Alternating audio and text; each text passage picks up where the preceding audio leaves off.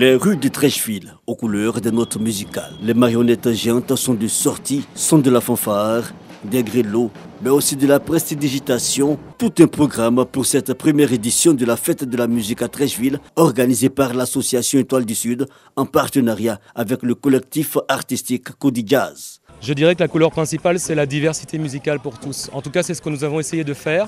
Le concept est simple. La musique de midi à minuit. Plusieurs artistes sur la scène du Sénat Café Théâtre au Centre national des arts et de la culture de Treichville. Ce jeune groupe a à cœur de promouvoir cet instrument traditionnel.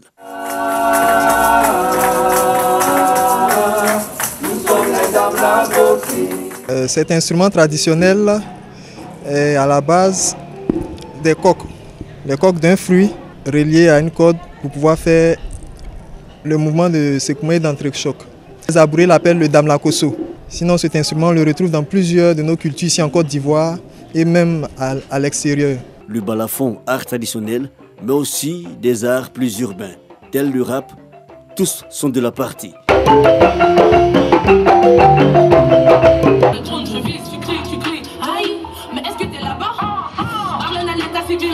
Et ça fait vraiment du bien et c'est une très belle occasion aussi qui nous est donnée en tant que nous, acteurs du hip-hop.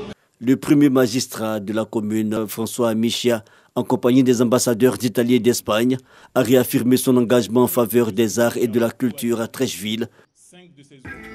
La nuit tombée, autre décor, la commune de Yopougon, où les autorités municipales ont offert un concert géant aux populations.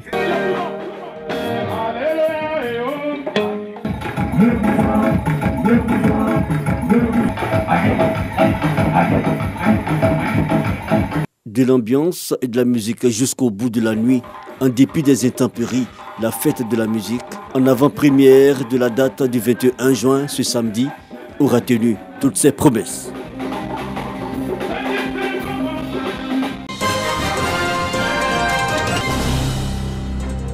Calamon, département de Doropo, au nord-est de la Côte d'Ivoire. Consultation et soins gratuits. Vaccination des populations contre la Covid-19, remise de matériel biomédical aux dispensaires, don de 50 tables bancs à l'école primaire, ainsi que la réhabilitation de la pompe hydraulique et de la cantine de l'école. À cela s'ajoute la remise de kits scolaires aux 32 meilleurs élèves de la localité. Pour la commémoration de la 11e journée africaine des frontières, la Commission nationale des frontières de la Côte d'Ivoire, CNFCI, est au contact des populations. C'est un ouf de soulagement pour nous de constater que non seulement l'État a les regards tournés vers notre localité, mais une commission existe qui dorénavant sera au centre des problèmes que vivent les populations qui vivent au long de la frontière.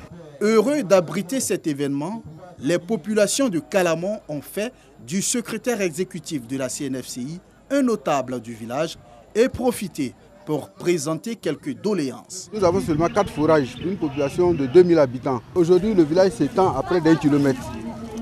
Imaginez les dernières habitations qui doivent parcourir tous les jours au moins 500 mètres ou 800 mètres pour venir dans les fontaines, les bonnes fontaines pour prendre de l'eau. Donc notre souhait, c'est que l'État puisse nous aider à avoir un château. Je demanderai à l'État de multiplier la construction des écoles dans nos différents villages. Nous avons 21 villages dans la sous-préfecture de Calamon. Et pour ces 21 villages, on a un seul centre de santé.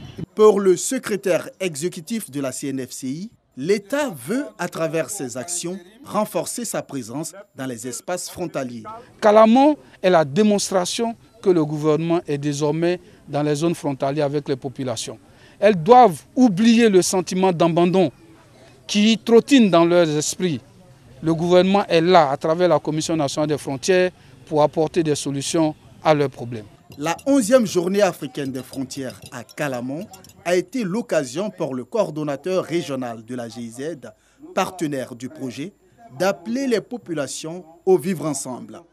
En Côte d'Ivoire, la célébration de la journée africaine des frontières est à sa 2e édition.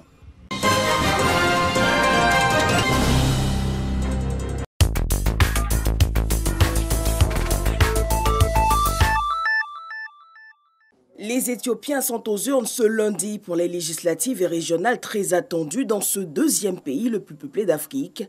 Un scrutin test pour le Premier ministre Abiy Ahmed Il avait promis à son arrivée au pouvoir en 2018 d'incarner un renouveau démocratique, rompant avec ses prédécesseurs.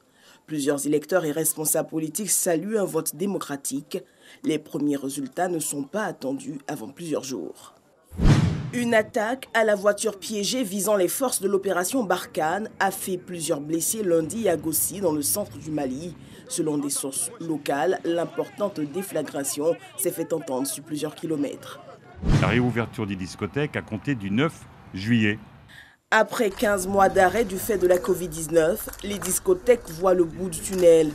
Elles rouvriront à compter du 9 juillet sur présentation du pass sanitaire et avec une jauge réduite en intérieur. Les concerts avec du public debout, quant à eux, seront à nouveau autorisés à partir du 30 juin.